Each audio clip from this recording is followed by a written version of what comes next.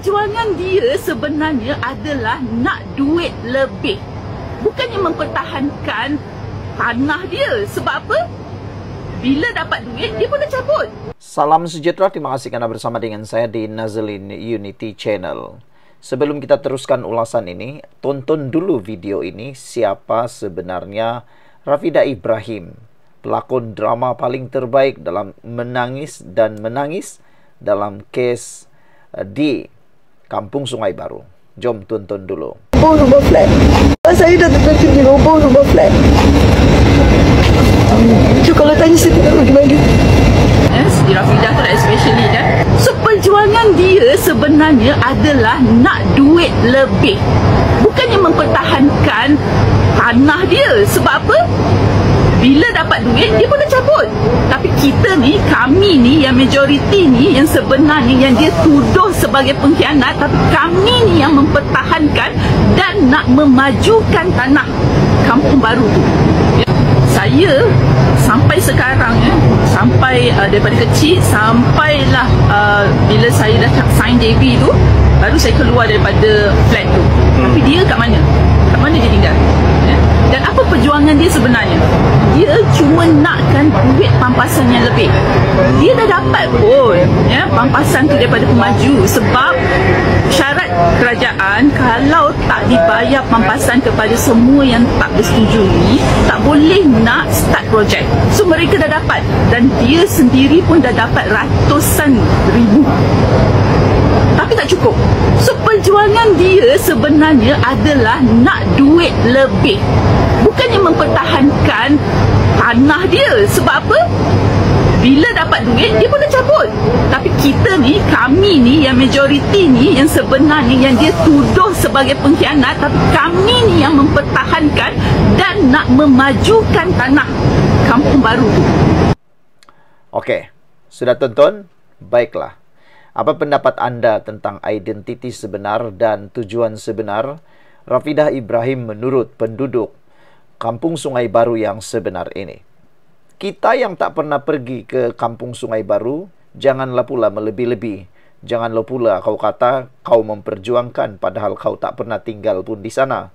Yang layak bercakap hanya penduduk tempatan itu. Tapi yang menyedihkan, yang buat serangan rusuhan baru-baru ni, boleh kita panggil macam rusuhan lah. Sebab mereka ada membuat serangan ataupun rempuhan. Jadi yang datang tu kebanyakan bukan penduduk orang Kampung Sungai Baru. Jadi saya sangat terkesan dengan satu ulasan Demi Rakyat. Dalam page di Facebook Demi Rakyat, dia kata, Rafidah Ibrahim cuba nafikan hak penduduk majoriti Kampung Sungai Baru. Luahan wakil penduduk majoriti. Baru-baru ini, Rafidah Ibrahim dalam satu sidang media mendakwa kononnya pampasan kepada penduduk Kampung Sungai Baru tidak mencukupi untuk membeli rumah baru, khususnya bagi warga emas yang telah bersara. Benarkah? Atau ada udang di sebalik batu? Ini fakta yang Rafidah cuba sembunyikan, yang ramai orang tak pernah tahu, yang mungkin anda tak pernah tahu, yang mungkin mereka takut untuk diberitahu. Sebelum itu, izinkan saya dulu untuk perkenalkan kepada anda semua, ini terapi imun Transofactor for Life, terapi imun yang meningkatkan daya imun badan kita sehingga 400%. Secara umum dan ringkasnya, apabila imun badan kita lemah, apabila imun badan kita bodoh, apabila imun badan kita tidak seimbang, kita kena penyakit dan tidak sembuh daripada penyakit, lalu akar penyakit bertumbuh di dalam tubuh badan kita. Cepat dapatkan produk ini. Apabila imun badan kita melalui terapi imun ini mengajar, mendidik dan menyeimbangkan imun badan kita, imun badan kita jadi kuat, bijaksana dan seimbang. Imun badanlah yang akan menghancurkan akar penyakit yang ada dalam tubuh badan kita. Apabila akar penyakit sudah dihapuskan, kita sembuh daripada semua jenis penyakit. Imun badan, sistem imun badan yang pintar, kuat dan seimbang, jawapan kepada masalah kesihatan kita pada abad ini. Itu cara untuk kita sembuh daripada penyakit. Cepat dapatkannya melalui nombor telefon saya yang tertera. Produk ini lulus KKM, diperakui oleh dokter-dokter di seluruh dunia dan juga halal. Saudara, kalau anda sudah berdoa bertahun-tahun untuk masalah kesehatan anda, mungkin ini jawaban yang Tuhan hantar untuk anda semua hari ini. Benarkah apa yang disebut oleh Rafidah Ibrahim? Dan ini fakta yang Rafidah cuba sembunyikan, yaitu 67% penduduk Sungai Kampung Baru tidak ambil pampasan tunai. Kedua, kami memilih untuk buat JV, usaha sama dengan pemaju, supaya dapat rumah ganti yang lebih baik di tanah asal sendiri. Seterusnya, kami tidak jual tanah, tidak pindah terus. Kami sanggup menunggu hampir 9 tahun agar dapat pulang dengan bermaruah.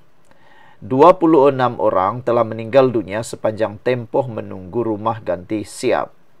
Yang tolak JV dan pilih pampasan tunai itu hak individu. Tapi jangan sampai segelintir yang kejar pampasan menghalang kami, majoriti yang ikhlas menanti, yang sabar demi masa depan anak cucu. Kami ini tidak menolak pembangunan, malah kami mahukan pembangunan. Rafidah, janganlah berlakon seolah-olah semua penduduk adalah mangsa. Jangan putar belit.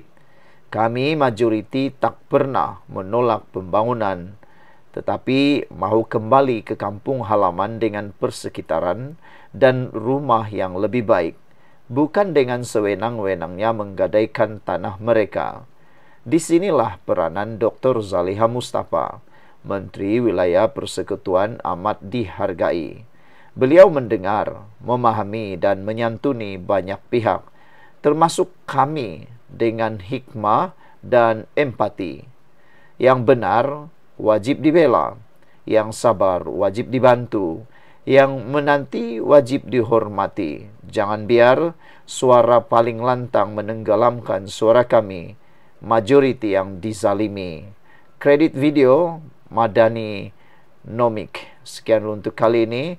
Jangan lupa tinggalkan komen Anda dengan tanda pagar. Beberapa orang telah memberikan komen terhadap hantaran di dalam page Demi Rakyat ini. Ayo tag kenalan walaun-walaun Anda, jemput mereka beraya, kata mereka. Cerita sebenar Kampung Sungai Baru ialah projek Kampung Sungai Baru tak wajar diputar belit.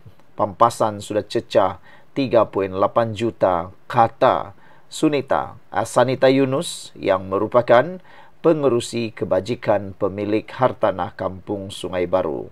Polemik pembangunan semula Kampung Sungai Baru di sini menjadi tumpuan hari ini.